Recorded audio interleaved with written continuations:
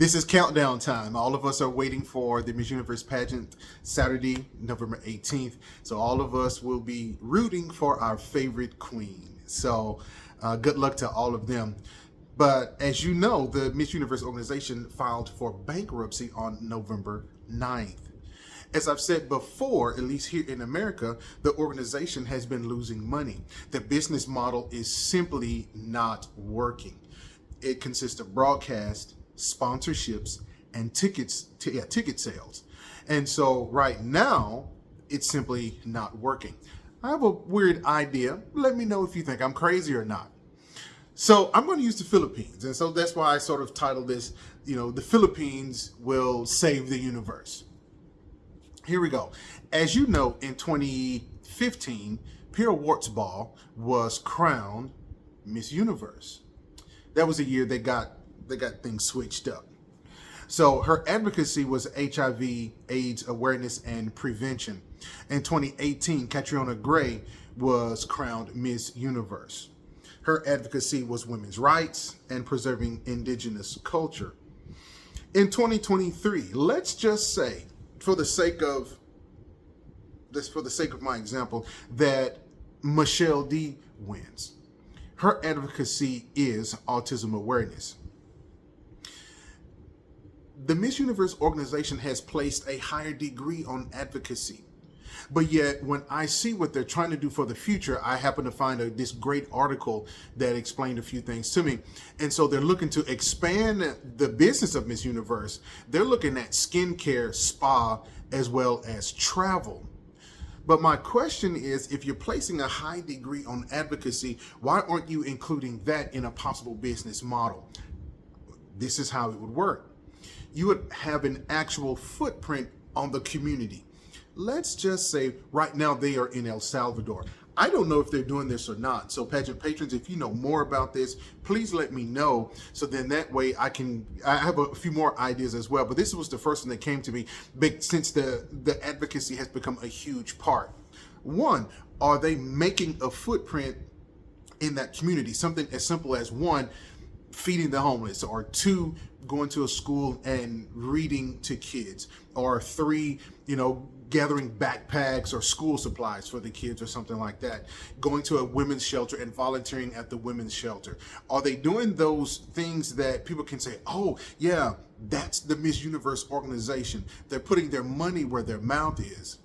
Why would I say a country like the Philippines? Well, we all know that the Philippines has a huge following. The Philippines love their pageants. And so when you get sort of I hate to say powerhouse countries, but that's just, I don't know of another word to use. Countries that have a huge following, you would have to figure out how to do this. It can be done, maybe for a couple of years until you get some money in the bank. Get some of the queens from the countries that have more popularity with pageants. Okay, let's just say a Miss Philippines, because that Miss Philippines has a huge following. Have Michelle D the queen for 2023. During the course of that year, you begin to do outreach. You do begin to do some sort of advocacy outreach. And so you are actually putting and leaving a footprint in the community. What that simply does from the standpoint of people watching, it's like, oh yeah, maybe you can attract more people to your organization. Why? Because nowadays people want to see you leave a footprint in the community. They want to know what you're doing. Don't get me wrong, I have nothing against spa and travel, but if part of your requirements for the contestants is that they have some sort of advocacy, why isn't the organization as a whole doing an advocacy? Maybe the local organizations, the national organizations, so maybe they are doing some sort of advocacy, but I haven't read and I haven't found anywhere where that's happening. It is going to be rather interesting to help them get out of bankruptcy. You have to have more cash. But then on top of that, you have to have a place that women want to come into. you have to begin to cultivate relationships with other businesses, with nonprofit organizations, so that you can do work in their community, so that they can say, oh yeah, Miss Universe did this, Miss Universe did that. They left a tangible footprint in that community. The ladies that I have just named have a great advocacy in the Philippines. So that's why I say somebody like a Michelle D. Now, naturally, I'm using that as an analogy. The first couple of years, you are going to have until you get your bank built up, until you get some cash in the bank, you are going to have to use those countries that have a larger following while cultivating relationships in those countries that maybe they don't have a huge following, but they have great queens, and they will. The first couple of years, here's a downfall that I see of what I'm proposing. Some people are going to say that it is, and in using Filipino terms, that it is going to be a cooking show. When you put powerhouses against each other, that's a draw, because then you have, when I say powerhouses, it's not necessarily the size of a country like the U.S., because the U.S., while we're a large country, we don't have a huge following with Miss Universe. I'm talking about those countries that have huge following, those powerhouse countries. And I'm just going to say the Philippines. There are some other countries out there, some of the Latin countries as well. So you're gonna have to make some money. So while that's happening for 1 or 2, maybe 3 years, you're cultivating in the smaller countries, and you're saying, hey, this is what we're about, this is what we're doing.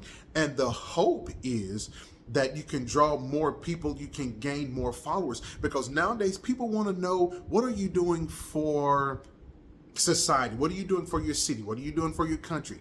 And so the easiest thing to do is your advocacy. That is going to be a great way for new revenue. I do have a couple of other ideas, but that's a big one right there for me, because we're still in that old model where we're talking about spa and travel. If you don't have any money, you're not going to be able to travel. If you don't have any money, who's going to go to the spa? But an organization, and don't get me wrong, Miss Universe still brings in a lot of money. So you're gonna have to spend money to make a little bit of money.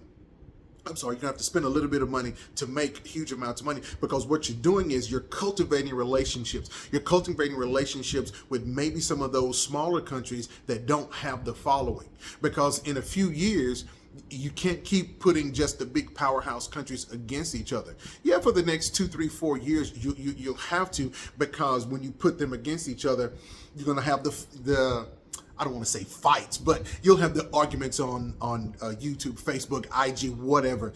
And so that does nothing but draw attention to your organization. But then part of what you are requiring of your contestants, your candidates, they must have some sort of advocacy. Well, when you put your money where your mouth is, people are going to say, oh yeah, the Miss Universe organization did that. That will trickle down into, when I say the local or the national directors, Miss Universe USA, Miss Universe Philippines, Miss Universe, whatever country it is. If you're doing something, even if it's just something small, but it's tangible, that's going to have people looking at your organization. That's just an added part. Can you do the spa? Yes. Can you do the travel? Yes. Those are other things that you want to do. But if you're requiring your contestants to do some sort of advocacy and to be a part of some sort of advocacy, then the organization at large will have to do the same thing. And I don't know if Miss Universe does this, but the contestants, one of the thoughts that came is, I'm sure that they're doing this, maybe some sort of a portfolio that they can take with them. An article I read here in the States said that after the contest was over, it was like they were just put out the pasture. Nothing was there. And so my thing is, why not create some sort of relationships? And so, these ladies have headshots. I'm sure they do. I don't know, because this is my second Miss Universe. I think it's my second Miss Universe. And so, put some sort of a portfolio together so that they can take with them when they leave. Again, that's not something that I have heard that they're doing. I'm certain they can put it on their resumes and all that kind of in all of that, and so that's going to be great. But why not form some sort of tangible relationships with community? So then that way, and I'm going back to the advocacy again. Sorry, I'm jumping thoughts here, but somebody like a Michelle D, who has a very strong advocacy. I know that her Voice for Change video, if she's not number one, she's a one or two, and so I just think that's going to have to be a part of their money making process. And I say money making process. This is just ways to help them get out of bankruptcy, and they're going to have to cultivate those relationships. I don't know how long it's going to take them to get out of bankruptcy, and it's a difficult model what they're doing, because that model has been around for a while. You know, the sponsorships and all that. And right now, let me see. I made myself a note. Oh, there's some sort of bidding process for the licenses, and so I know there's a couple of countries, they are not going to be a part of Miss Universe anymore, and so that's going to be a detriment to that's going to be a partial detriment to the organization. So I don't know how they're going to come out of this. It's going to be interesting to see. They're far better business people than myself, but I do know that advocacy is huge right now, because people want to, even companies here in America, they want to know, yes, you have your workers, but what are you doing for your community? What are you doing for your community at large, so to speak, the world? You know, what is your advocacy? What is this company doing to minimize its footprint in the world? So that's going to be interesting to see. I know that's a crazy, I won't even say crazy idea, but maybe that's an idea that they haven't thought of, because from what I've been reading, I've been trying to do some research, I just don't see anything. And so, can you modify this? Yes. And so I'm not sure if I mentioned it or not, but you know, you don't want the organization to seem like it is the Filipino term is a cooking show. So they're gonna have to find a balance, because if they don't have any money, they won't have a show at all. You guys let me know what you think. Hey, you already know I'm voting for Michelle D for Saturday, and so you guys vote for your favorite queen. I've already done my votes. So thank you if you made it this far. Thank you guys for listening. Peace out.